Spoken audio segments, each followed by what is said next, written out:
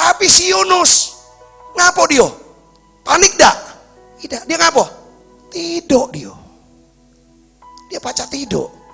Lihat saudara, kita baca sama-sama. Tetapi Yunus telah turun ke dalam ruang kapal yang paling bawah dan berbaring di situ, lalu tertidur dengan apa? Pacak nyenyak pula. Saudara bayangin, kalau orang ini gak deket sama Tuhan dan ngerti rancangan Tuhan, gak mungkin dalam keadaan badai dia baca tidur. Betul gak saudaraku? Yunus ini orang yang deket sama Tuhan. Dia orang yang sebenarnya taat sama Tuhan. Dia ngerti panggilannya. Dia harus ke Niniwe, saudaraku. Ketika ada badai, saudaraku, dia tahu ini badai datang dari Tuhan. Dia ngerti. Tuhan tegur dia. Tuhan hajar dia. Tetapi dia juga susah. Saya tahu, saya percaya saudara. Dia tuh di dalam badai, dia pasti bicara sama Tuhan. Ada nego sama Tuhan lah pasti kan. Sehingga pada waktu awak kapal pada tanya, kau ini siapa sebenarnya? Aku ini orang Ibrani. Orang yang takut Tuhan. Saya ini hamba Tuhan. Pencipta langit dan bumi. Semua ketakutan, oh kau inilah yang lari dari Tuhan pasti. Jadi apa yang harus kami buat supaya kami ini selamat semuanya? Kau buang bayi aku ke laut. Campakkan aku ke laut. Itu berani banget saudaraku. Kalau saudara suruh pilih, enak berada di kapal yang ada badai atau berada di dalam badai? Enak di atas kapal. Dia tahu saudaraku, mungkin ada nego lah sama Tuhan. Kau keluar dari kapal, nanti aku kirim utusan aku. Ya kan? Untuk datang, jemput kamu. Nah utusan ini akan bawa kamu ke tempat di mana aku kehendaki, yaitu Niniwe. Lalu di dalam ayat yang keberapa? Kita lihat dulu ayat 15. Kemudian mereka mengangkat Yunus, lalu mencampakkannya ke dalam laut. Lalu laut apa? Berhenti mengamuk. Waktu dilempar, dia tahu. Pasti di Tuhan kan. Ini orang tuh deket sebenarnya sama Tuhan. Karena ada luka. Saudara punya luka di hati. Ada gak orang yang begitu jahatnya sama saudara? Sampai dengar namanya itu gemeteran. Waktu dia kena susah. Mungkin anaknya sakit. Saudara berasa, kena dia rasanya. Kena dia hukuman Tuhan. Apa kita bersyafaat untuk dia? Saya minta saudara cukup pelajaran Yunus ini saya dapat. Banyak dalam hidup saya mungkin saya dilukai. Tapi Tuhan hajar saya. Jangan jadi Yunus yang kedua. Lukamu itu akan menyebabkan kamu bisa berontak lawan aku. Kalau kamu berontak Sabta, bukan kamu yang kena badai. Orang lain pun kena badai. Yunus ngerti. Kalau saya keluar dari kapal, maka laut tenang. Dia tahu karena Tuhan udah kasih tahu. Saudara-saudara dekat sama Tuhan, sekalipun saudara dalam badai. Kita baca dulu ayat yang 17. 1, 2, 3. Maka atas penentuan Tuhan, datanglah seekor ikan besar yang menelan Yunus. Dan Yunus tinggal di dalam perut ikan itu 3 hari 3 malam lamanya. Saudara, ini penting. Nah di ikan ini apa yang dibuat oleh Yunus waktu dalam perut ikan saudaraku? Saya melihatnya gini. Apa yang dibuat? Ada 4 hal yang dia lakukan. Pasal 2 itu dijelaskan begini. Berdoalah Yunus kepada Tuhan, Allahnya dari dalam perut ikan itu dia berdoa. Katakan amin. Ya, dia berdoa. Terus dia berdoa sampai ayat 8. Tuhan gak buat apa-apa tuh cuma doa. Saudara baca dah sampai ayat 8 dah. Segala macam dia cerita tentang kesusahan dia. Baru di dalam ayat yang ke-9 dia tambahkan doanya dengan apa? Ucapan syukur. Ucapan syukur ini adalah ungkapan dan bukti di mana dalam diri kita ada iman. Perhatikan, Tuhan akan tolong saudara dan saya hanya apabila dia lihat ada iman di hati kita. Bukan karena doa yang penuh air mata, nangis, jerit-jerit. Bukan karena masalah kita jeritan kita, Tuhan itu dengar. Enggak, karena jeritan yang ada iman. Bentuknya apa? Ucapan syukur pada dia. Dia bilang, tapi dengan ucapan syukur akan kupersembahkan korban kepadamu. Karena ucapan syukur kaitan dengan apa saudara? Ada satu pemberian dari Tuhan. Doa disertai dengan pemberian. Doa saudara itu kenceng banget powernya. Kalau saudara yang punya teman, ada bisnis, saudaraku, saudara sudah tahu lah. Kalau saudara ada permintaan disertai dengan pemberian, pasti saudara relatif saudara akan dimudahkan. Saudara bisa ngerti sini, katakan amin saudara. Iya kan? Jangan datang kepada Tuhan dengan tangan yang kita datang sama Tuhan dengan doa, tapi harus bawa korbannya. Yang berikutnya di sini kita lihat saudara, bukan cuman itu. Dia bilang begini, apa yang ku nasarkan akanku, ada nasar, komitmen sama Tuhan. Lalu berikutnya adalah keselamatan adalah dari, ada deklarasi. Ada perkataan iman, Allahku sanggup mencukupi segala kebutuhanku. Kata-kata saudara harus ditata. Saudara sini, Tuhan juga tahu lah kemampuan manusia tidak minum berapa hari? 3 hari. Tidak makan 40 hari. Tuhan lihat batas yang maksimal manusia itu ada. Jadi apa? Setelah 3 hari 3 malam, saudaraku, Yunus keluar. Ayat 10. Setelah dia mengucap syukur, setelah dia bernasar, setelah dia ucapkan deklarasi iman dia. Saudaraku, kita baca yang keras. 1, 2, 3. Lalu berfirmanlah Tuhan kepada ikan itu, dan ikan itu pun memuntahkan Yunus ke darat.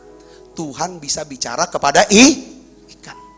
Waktu Tuhan bicara pada ikan, ikan muntahkan Yunus. Di mana ikan memuntahkan Yunus? Di kota Niniwe. Saudara tahu nggak kota Niniwe ini? Saudara, bangsa Niniwe, dia adalah bangsa yang menyembah dewa. Dewanya dewa apa? Dewa ikan. Saudara bayangin, waktu ikan disuruh muntahkan Yunus ke darat.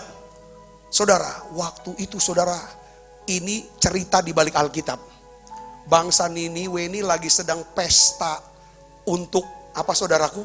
Kayak semacam kayak upacara untuk dewa ikan. Tiba-tiba ikan besar muncul, dari mulutnya keluar orang. Manusia, Yunus. Dan pada kesempatan itulah Yunus berkhotbah. Suruh mereka bertobat. Suruh mereka berpuasa, merendahkan diri di hadapan Tuhan. Jangan makan selama 40 hari. Supaya Tuhan luputkan mereka dari hukuman. Itu dalam keadaan lumutan saudara khotbah. Karena mereka percaya ini dewa yang omong. Kok dewa tidak minta disembah? Kok dewa suruh kita nyembah Allahnya? Atasannya dia yang lebih tinggi, Allah Israel. Pada waktu dia ada di Niniwe, di tempat di mana Tuhan kehendaki, dia lakukan apa yang Tuhan perintahkan. Yunus berbuah banyak. Yunus berhasil. Hanya sekali khotbah, satu bangsa bertobat. Saya sudah ratusan ribuan kali khotbah, orang Palembang belum banyak yang bertobat. Baru sekali khotbah 1000-an begini. Tadi pagi ya sekian ratusan. Yunus sekali khotbah, khotbahnya juga ogah-ogahan. Karena dia ada di tempat-tempat, lakukan apa yang Tuhan perintahkan. Dia jadi seperti apa yang Tuhan rencanakan. Dia terima apa yang Tuhan berikan. Sampai hari ini nama Yunus masih harum. Karena apa? Dia berbuah banyak dan memuliakan Bapa di sorga. Saudara bisa mengerti maksud saya di sini hari ini? Yunus bisa kenal Tuhannya. Karena Yunus punya waktu untuk Tuhan. Dia berbicara pada Tuhan. Dia bisa percayai Tuhan. Bentuk apa dia percaya sama Tuhan?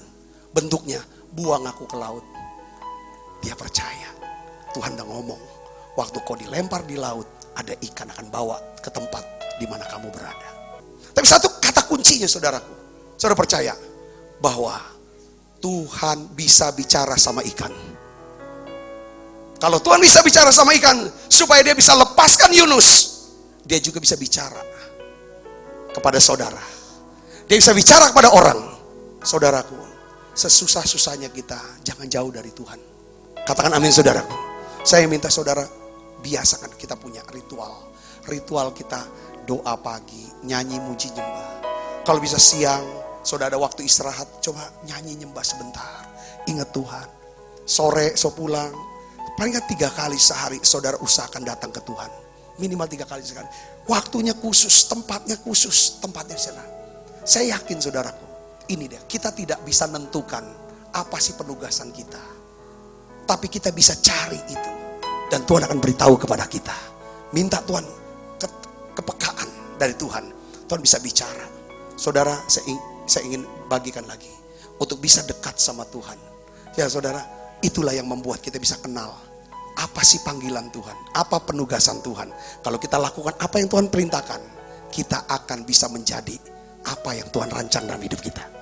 Saudara, dan kita bisa menerima apa yang Tuhan mau berikan buat kita. Doa saya untuk saudara, mari saudara, ayo tata ulang lagi hidup kita. Apakah kita memang ada, ini aku ada, di tempat di mana Tuhan kehendaki aku ada. Kalau saudara masih disuruh jadi karyawan, saudara tetap jadi karyawan. Mungkin beberapa dari saudara, aku udah tahan lagi dengan bos yang begitu jahat, yang begitu galak, yang saya sudah nggak tahan lagi, sakit. Tetangga, rekan-rekan kerja. Kalau Tuhan belum suruh saudara keluar, sebaiknya jangan keluar. Kalau saudara pergi, itu bukan tempat yang Tuhan kehendaki. Di situ tidak ada uang, saudaraku. Yang ngerti katakan amin. Tapi kalau Tuhan suruh saudara, mungkin dalam keadaan yang nyaman, keadaan yang baik, saudaraku Yesus, dan tidak ada masalah apa-apa. Tapi Tuhan bilang keluar dari situ. Ini satu tempat. Tempat ini mungkin seperti di mata kita tidak ada duitnya. Saya sudah alami itu, saudaraku. Ya kan? Tempat ini tidak ada duitnya. Tetapi kalau Tuhan yang perintah, kita ada di situ dan lakukan itu. Itulah tempat duit buat kita. Sehingga nama Tuhan bisa dipermuliakan. Yang percaya katakan amin. Beri tangan yang meriah buat Yesus. Mungkin saudara sedang kerja dagang warungnya di Sungai Kerit. Dagang apa di Sungai Kerit, saudara? Lakukan apa di Sungai Kerit? Memang betul saudara bisa sukses di Sungai Kerit pada waktu itu. Tapi sekarang Tuhan mau keluar dari Sungai Kerit. Pergi ke Sarfat. Kalau saudara lakukan itu, Tuhan mau hidup saudara, hidup saya, itu ada satu penugasan. Penugasan tertinggi yang kita bisa lakukan. Jangan hidup hanya untuk bangun pagi, lalu nanti malam tidur dan tidak buat apa-apa. Tidak ada dampak apa-apa untuk kekekalan. Bawa orang kepada Tuhan. Hari ini saudaraku saya ingin, ayo Roh Kudus itu kompas kita. Firman itu kompas. Biar saudara saya kita hidup. Arahnya itu tepat. Gak usah takut. Kalau arahnya tepat, ada jaminan dari Tuhan. Jaminan perlindungan dari Tuhan. Kalau kita di luar kehendak Tuhan, kerjanya di luar kehendak Tuhan, Tuhan gak ada polis asuransi di sana. Kalau saudara ada di dalam ketaatan, saudara, di mana ada ketaatan di situ ada uang. Saya pakai istilah uang aja lah. Jangan bilang berkat lagi. Di mana ada pemberontakan, di situ ada kerugian. Dan malapetaka bahkan penderitaan. Hari ini saya ingin saudara dekat sama Tuhan. Dekat sama Tuhan. Jangan lawan Tuhan. Kita tidak tahu apa. Yuk kita bangkit berdiri, saya akan berdoa.